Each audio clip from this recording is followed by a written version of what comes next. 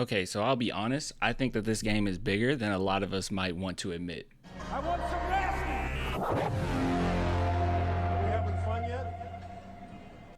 All right, so I came across a couple articles, one of which talks about what should the Spurs look like now that we know that Jeremy Sohan is coming back, and another one basically giving us the news and the update on the whole Cup situation and how's it going to just pan out, right? So let's go ahead and start off actually with the Cup. So I think this is pretty big news. So as you know, there's lots of people that don't actually buy into it or actually care about the NBA Cup. Me personally, I actually find it quite entertaining. I'm comparing when I compare regular season games to when it's actually a cup game.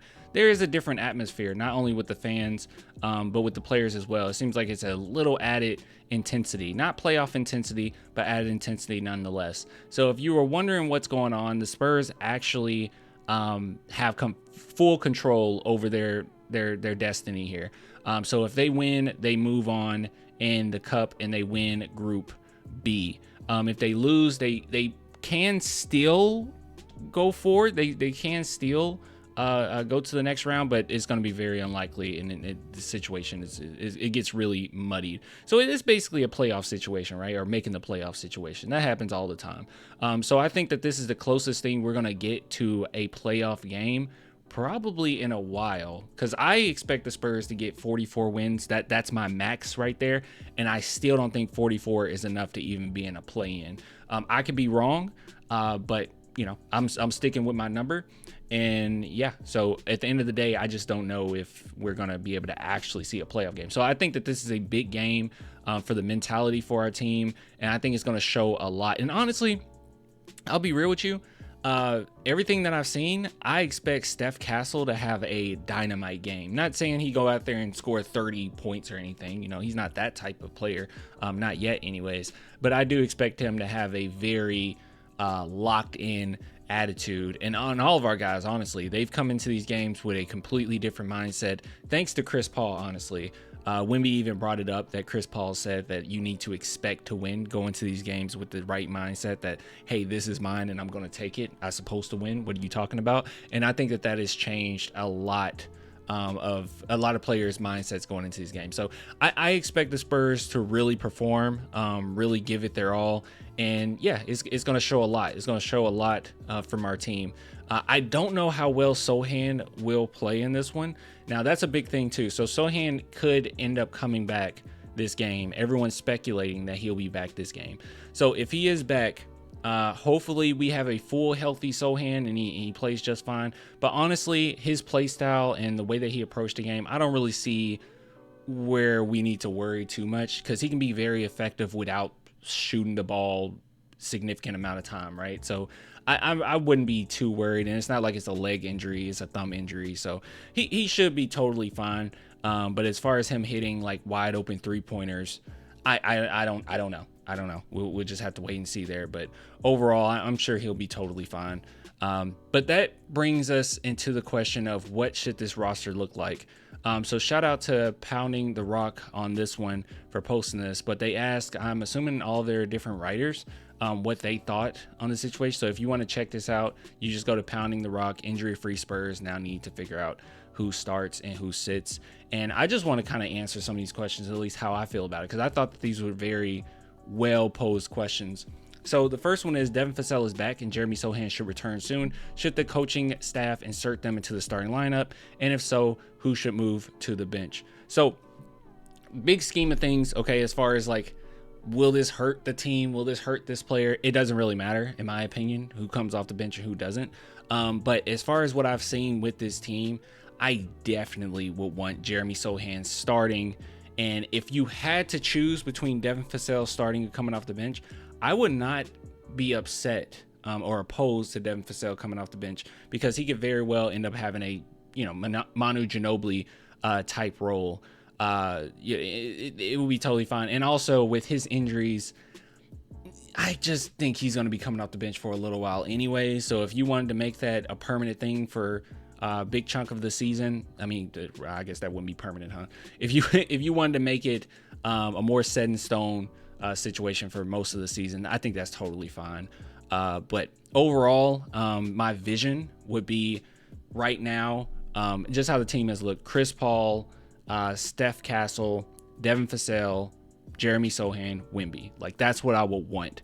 But at the end of the day, we do need all the help we can get coming off that bench. So I wouldn't be mad at that at all. And the next question they have here, which is also a great one: deep bench players like Blake Wesley, Mamu, and Charles Bassey have had their moments amid all the injuries. Do you think any of them have done enough to stay in the rotation with a team at full strength? Honestly, this team has been one thing that I really like about Mitch Johnson, or what he's been doing. It really has been each game coming off the bench, just who's gonna give me some tonight. Like, it's literally, oh, that came out wrong. I'm sorry. I'm so sorry. You know what I meant. But every single game, it's been, all right, what are you gonna do? What are you gonna bring to the table? And he will adjust just mid-game, right? If Mamu is hot, okay, you're gonna get substantial amount of minutes. If not, all right, you're gonna sit. Blake Wesley, okay, you giving us a little something. Wait, you're messing up too much. You're just gonna sit. It hasn't been anybody. No one's minutes, I think, have been guaranteed. They've even come back on the whole, like, Keldon Johnson finish off games situation. So I don't think anyone's been guaranteed, other than right now, because just how well they played, Castle and Wemby and Barnes. Even Chris Paul, there's times where he will straight up sit Chris Paul for a big chunk of the fourth quarter. So I like how he's going about it. So with this question, as far as like who earned this or who earned that, honestly, I don't necessarily buy into anybody earning anything. I think at the end of the day, they've been doing a great job with rotations, and it's just going to be a night to night basis. Like, who's giving us something, who's not, and you just base it off of that. So Bassey, while I would love to him to get like substantial minutes, it's not like Bassey plays super well every single time he's on the court. Okay, sometimes it's pretty messy, especially on the offensive end.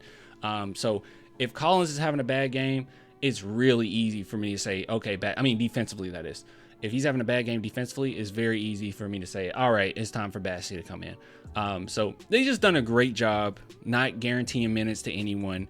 And I think that it has it's the Spurs culture too, but I think it has a nice mindset around all of our players, that no one is necessarily thinking that they're old minutes. It's just not that situation. Now, Wemby, obviously, if you started just sitting Wemby for no reason, that would be insane. But I do like that about this team, that no one really thinks that they deserve, or they all think they deserve it, but that they're entitled to these minutes.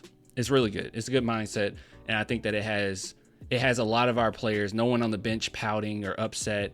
Like, you remember when I'm talking like the chat is here, but do you guys remember when DeMar DeRozan sat for like a fourth quarter or the end of the fourth quarter, and we looked at the bench, and a lot of people were upset with me because I did not like this. You could tell that he was pouting, and I was just not for it. I was like, dude, because he wasn't playing that well that game, especially up to that point. So it made sense for Pop to sit him, but you could tell that he was not happy for the team at all. He wasn't cheering on the team. Like, we missed a shot, and he had no reaction. It was very frustrating, and I don't care for that much. Not saying DeMar DeRozan wasn't a good teammate, because he was great. But just stuff like that, I haven't seen it with this team. I mean, if Blake Wesley got a minute in this game, he is off that court or off that bench, cheering, going crazy when Keldon Johnson makes a dunk, and vice versa. If Keldon Johnson isn't playing in the fourth, he's up in people's faces, excited when whoever's playing in his place is doing a good job. So I just don't think it matters that much. Nobody really earned anything. Nobody really are entitled to these minutes. It's just going to happen. But if I had to choose who I want to get the most minutes to, I love Mamu out there with Wemby. So if I had to choose, Mamu, gets the minutes, or gets the most minutes out of that group. And then the last question they posed here: has any Spurs disappointed you with their play so far this season? I honestly haven't even really thought about this one. Anyone disappointed? And by the way, if you guys are watching this video, you can comment underneath if you have any answers to these, because these are some good questions. Honestly, guys, I don't think anybody's really disappointed me. The only times I've been disappointed Collins at times, Keldon Johnson often, but I think that's more so the coaching, where it's like, dude, he just shouldn't close out a lot of these games. Nobody's really shocked me or surprised me in a negative sense. It's been nonstop positivity. As far as who, I could probably answer that, who surprised me in a positive way. I think, well, honestly, no, I can answer this. I think Blake Wesley, basically almost everyone surprised me in a positive way, except for Keldon and Collins, which they're just right where they were before. But maybe Blake Wesley, maybe he disappointed me just a little bit, especially with the preseason, how well I thought he played next to Castle. And now I don't necessarily buy into that, but there's still been times where Blake Wesley has been really good, right? There was one game in particular that he had like a plus 30, plus minus. Hold on. If our Wi-Fi allows it. They're not just going to show it. What game was that? Was it this game? Was it the Utah game? Yeah, I gotta show you guys this. If you don't see our live streams, then this is gonna blow your mind. I think it was the Jazz. Was it Jazz? Yes, it was the Jazz. Look at this. Plus 34. The closest plus minus to his was Vic at 17, and he had a plus 34. That's insane. So I mean, you still get a lot of utility out of him. So yeah, and when I say disappointed, it's probably very minimal. It's just I did expect him to consistently be able to get minutes, but that's just not the case. Sometimes he does make some bad mistakes, but he's young. It is what it is. So yeah, so honestly, guys, I've been pleasantly surprised, if not surprised at all. Nothing about this team has really upset me or made me go into a frenzy or anything. So good stuff. So just letting you guys know, I guess that's just some more news for you, is that yes, the Spurs can very well move forward into the cup. And I do think that this is important. I think this is way more important than people want to give it credit, because this is going to be the first time we're truly tested, right? Truly tested. It's a win or go home situation. Well, win or go home situation, right? So anyways, I'll get with you guys later. Till next time. Bye.